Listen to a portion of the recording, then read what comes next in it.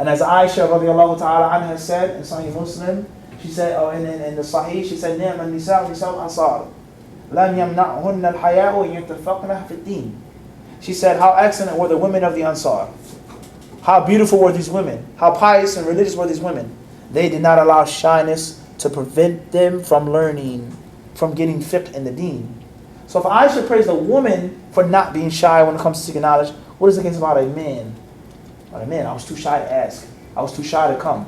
So there's sometimes when shyness is no good. Everybody clear on this, inshallah?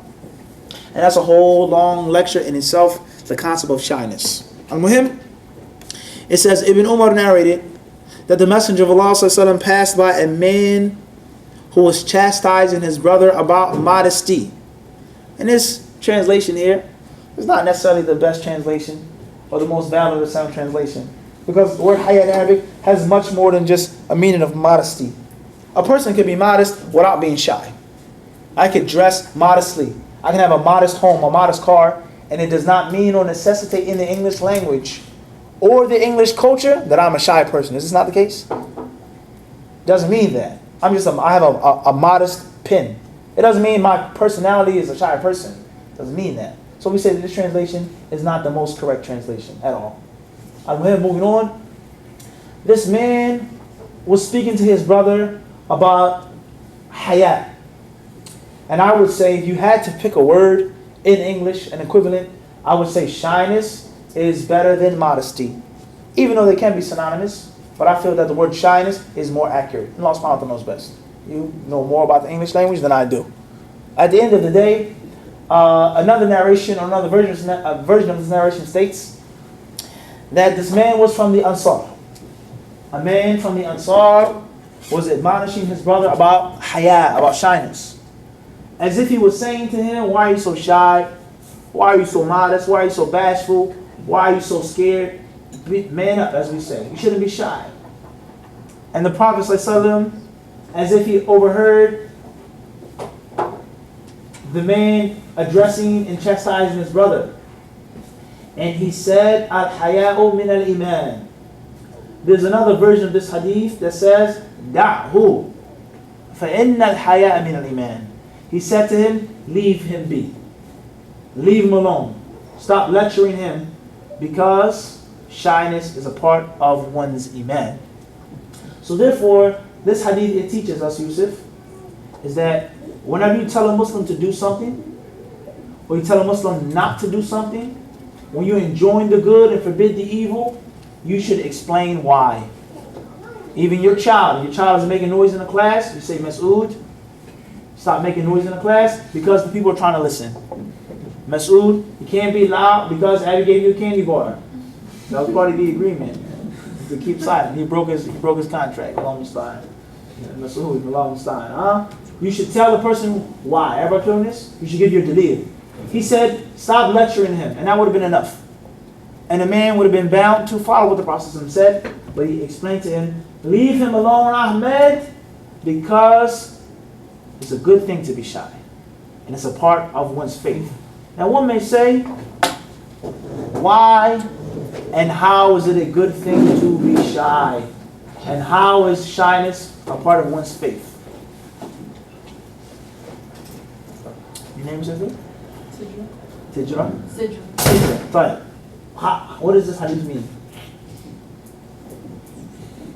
According to what you understand and think. In other words, if you're naturally a shy person, does that mean you're automatically a better believer?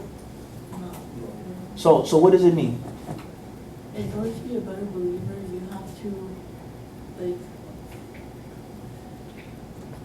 order to be a better believer, you have to pray 5 times a day, you have to listen to you have to follow the hadith, you have to follow the sunnah of the Prophet, and you have to... Exactly.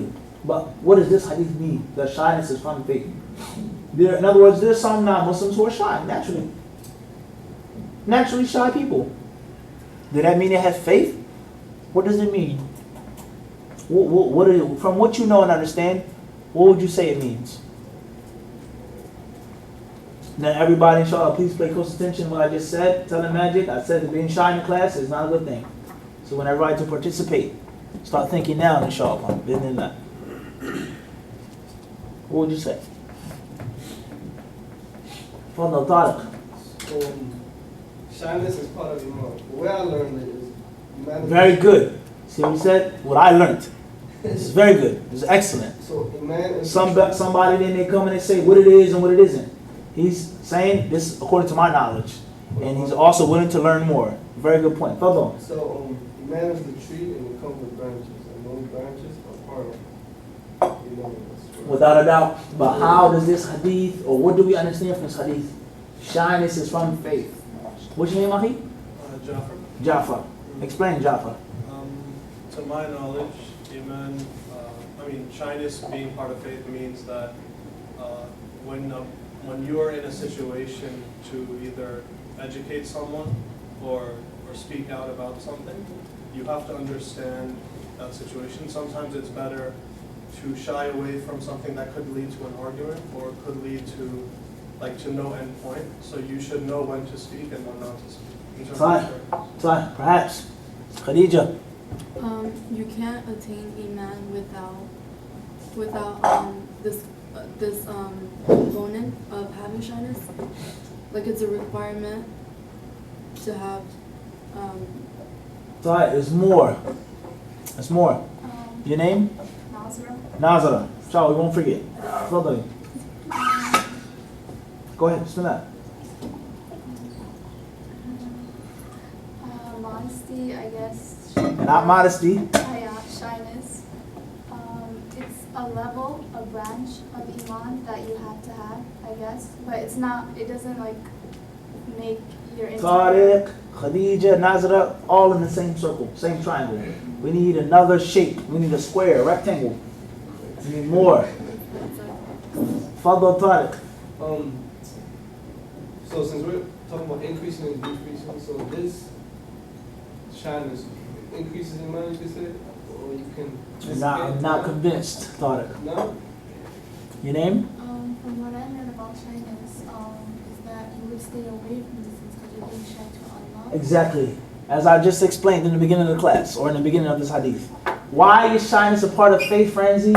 Because shyness prevents you from doing something which is repulsive, Islamically. In other words, I'm in a place, Hassan, I'm in a time, and my nafs wants this thing, whatever that thing is. Don't use your imaginations too hard. Right? Whatever it is.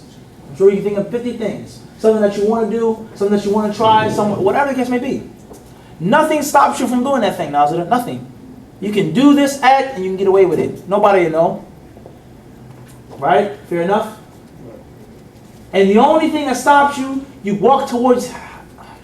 No, it's not right. Wait, where you going? What happened? What did I do? Nothing. I gotta go. Feel too shy. Just like if you walk down the street and something happens to your clothes, the natural instinct, people in 2015 may be a bit different in New York City, but the natural instinct is for a person to do what? Oh, snaps. My pants fell down. Is this not the case? It's naturally, oh woman, something happens. No, we're being honest. Okay, just being honest. If somebody's walking and something happens with your dress or your skirt or your hijab, something, the first thing you're going to do is you're going to rush. You're going to drop what you're doing to cover yourself. Because you're created with the natural inclination to be shy. And not to have people looking at parts of your body that they shouldn't look at. So this is the same concept in the deen. You want it, you have the ability to do it, and then your natural thing comes out, shyness. I'm too shy. Allah is watching me. Allah sees me. This isn't right. Allah becomes angry when I do this. This is ugly. It's disrespect to Allah. Allah has given me so many things, and this is how I repay Him. So the concept of shyness from Allah subhanahu wa ta'ala is paramount in your iman. Everybody clear on this? Now, we would say, Tariq, is that shyness is of two types. Two types. The first one is called haya'un jibilli. And the second is called haya'un muktasab. The first is a natural shyness. An innate shyness. Something that you're made with. And that varies from person to person. There are some Muslims, some human beings, not Muslims, who are naturally more shy than others. Is this not the case? Naturally more shy than others. There's some people that are made, how they're created, to be in the front. Like saying the limelight. Some children at a young age, they show talent. Dances, play sports. Is naturally made to play sports. A natural athlete. Instincts that a coach can never teach. Everybody understand this? Certain things are talent they're born with. And there's some people that are just naturally, say for example, bookworms. Naturally. They read books, they're studious by nature. Everybody understand this? You can't change that. And there's some people who are shy by nature. Even though every single human being is created to have a level of shyness. Until their parents teach them to go outside with no clothes on, to get in front of a bunch of men or women and sing and dance and do this and do that, and so on and so forth. No shyness. Everybody clear on this? And then there's a shyness which can be achieved and obtained. A shyness in which you have to fight to get. After you accepted Islam, once you start practicing Islam, or whatever the case may be. There is a shyness that you get from learning and practicing. In other words, there may be a person who was once a performer, once a very popular person, and then they accepted Islam, and they learned, and they become afraid and embarrassed about the things that they used to do, and they feel shy. Some Muslim brothers, or some Muslim sisters, you see them in the masjid or in the classroom, you would never know or think that they used to do this and they used to do that. You would never think that. That this brother sitting in the masjid, reading Quran, shaking people's hands, used to be a notorious person that people were afraid to walk down the street near. You would never even think that. It's not the case, Ahmed? You would never think that. Some people who used to be rappers, entertainers, Muslims now, you would never think he was a rapper. You would never know this person had millions of dollars and he was. You would never think that. Because they've achieved a level of shyness. Because they feel embarrassed or ashamed. Everybody clear on this? And even if it isn't something which is shameful or embarrassing, just being too shy to be around the haram. Now let's just make an example of college. There's a party. People drinking at the party, smoking at the party, doing other things at the party. For one reason or another, you go to the party. Your man is weak, you're invited, but it's not your intention to drink or do nothing really, really bad. You're sitting around, people, they pull out some drugs, you're just sitting there, twiddling your finger, and like, hey, what's wrong with you, man? Right? You're like, what's up with this guy? They're laughing at you, mocking you, so on and so forth. Everybody understand this? You feel shy as a believer. Even though your iman is weak, but it's still somewhat, some haya left. So shyness doesn't necessarily mean that you did something bad, but it may be something which keeps you from doing something bad. Or going into a place or location. I don't feel comfortable being in that part of Manhattan at this time of the night. I don't even want to go down there. Right? I feel like, no, I don't want to park in the parking lot. The late at night in Philadelphia, it's too much going on. Feel too shy. And we go on and on and on, brothers and sisters, on the concept of shyness. This is the proper meaning of the hadith. Everybody clear on this? Shyness is from Iman that prevents you from bad things. And there's two types of shyness. Shyness that you naturally have, and shyness that can be achieved and obtained. Everybody clear on this? Just like intelligence. Some intelligence is natural. Some people are naturally smarter. But there's also a way of honing your intelligence. Reading books, taking exams, studying, learning, brain exercises, etc. Everybody doing this? Does this make sense? Make sense or not, guys? Makes sense. Khair, inshallah. Before we stop, or before we go on to the next hadith, are there any questions on or off the topic? We say any questions on or off the topic? Nazira. It's like sort of related. How do you approach someone to enjoy what's good and forbid what's evil? Should you have knowledge? If they ask why, should you be very knowledgeable of why you think that the reason? Very, very clear. Question is crystal clear and very important. And we say, yes and no answer. You should have the proper knowledge of what you're going to enjoin on someone and what you're going to forbid them from. Yes. You have to know what's halal, what's haram, what's recommended, what is disliked. There's no doubt about that. That's the yes part. The no part is that it's not a condition that you be a scholar of Islam to know or to feel that something's wrong. Or even if it isn't necessarily wrong, it's something best, something better that you can be doing.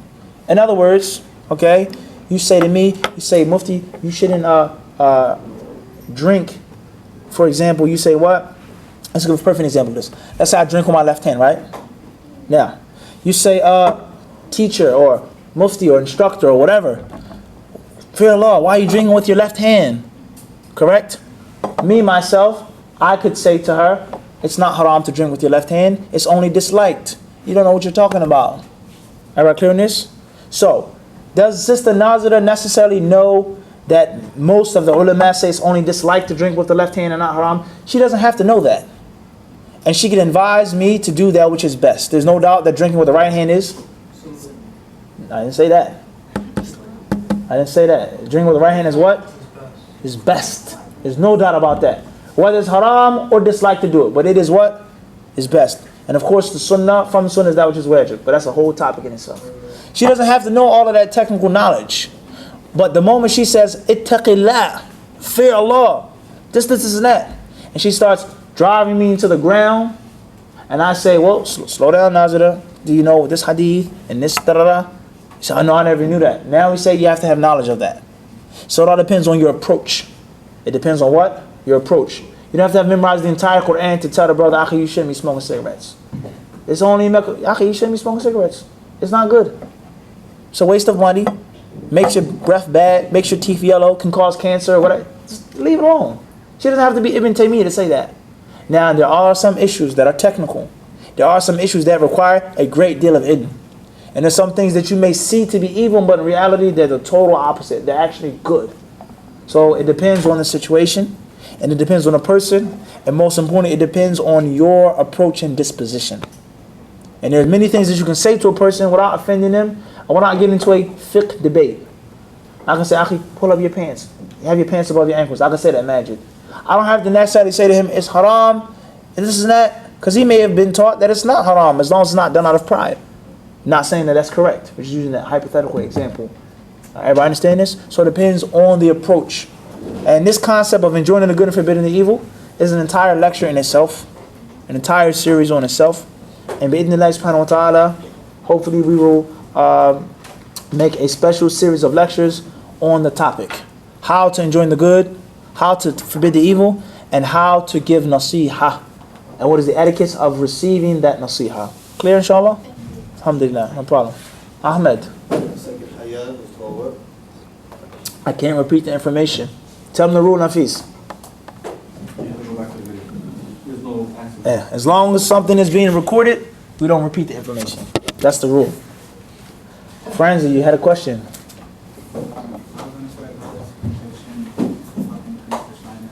Excuse me? How does faith increase shyness?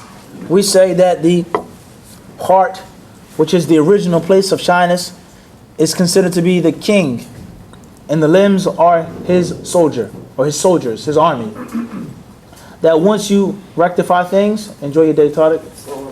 So once you rectify things in your heart and begin to patch up your heart and adorn your heart with knowledge and with righteousness, with love of Allah, it's going to become manifest upon the limbs.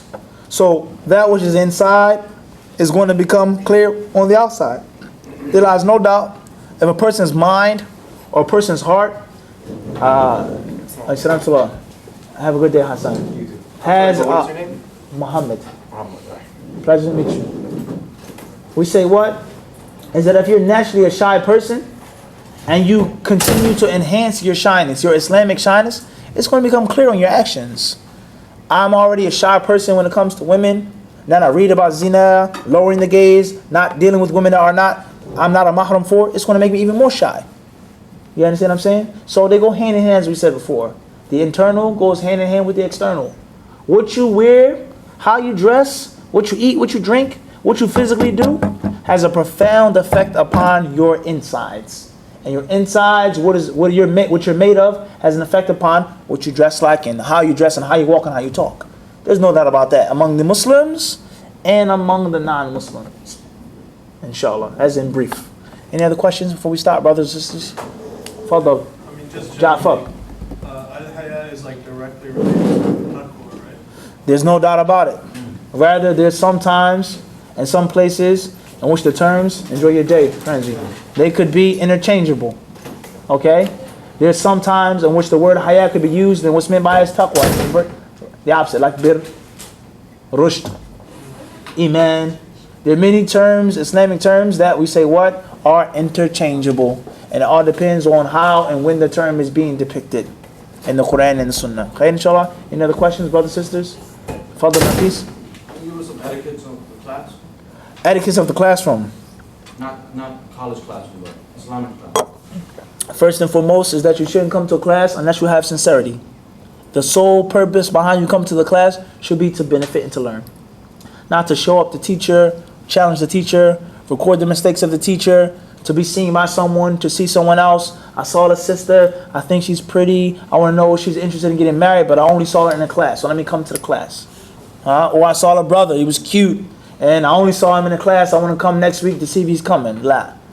Your intention should be to benefit and learn, first and foremost.